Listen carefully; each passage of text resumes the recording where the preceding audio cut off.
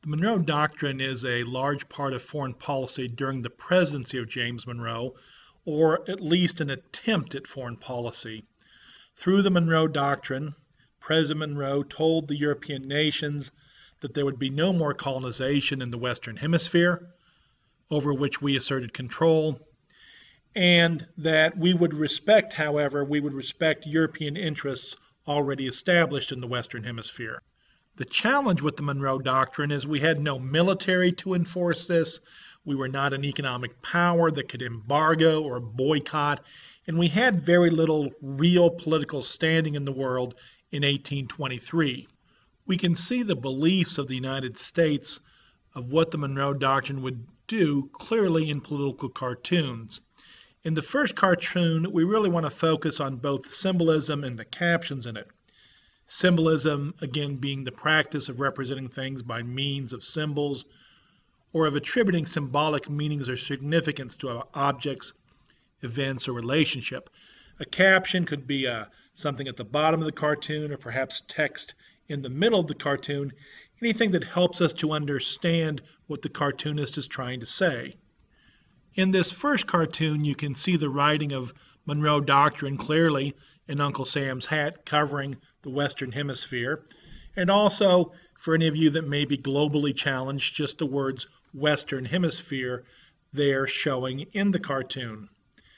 The symbolism, of course, by the 20th is Uncle Sam being symbolic of the United States, and then in Europe we have those symbolizing various European nations, showing that we've put our hat over these, or that we control these, or and that the Western Europeans are to stay where they are in Europe and out of the Western Hemisphere.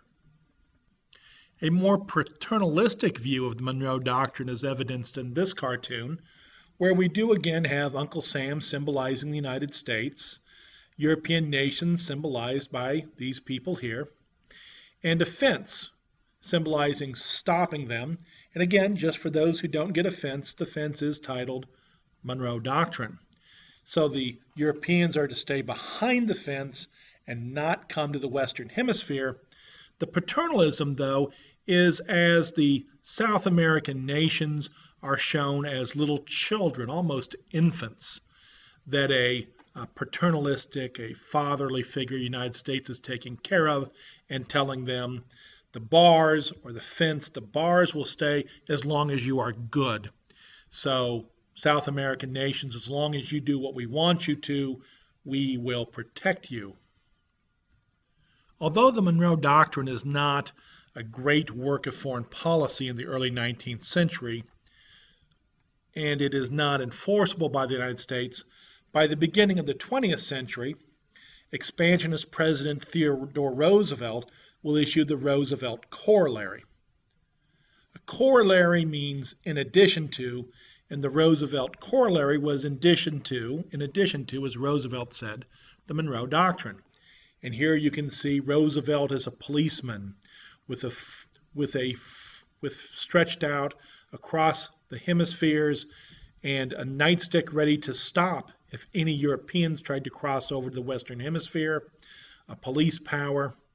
Also, though, you also see South Americans painted in perhaps a paternalistic and even uncomplimentary way.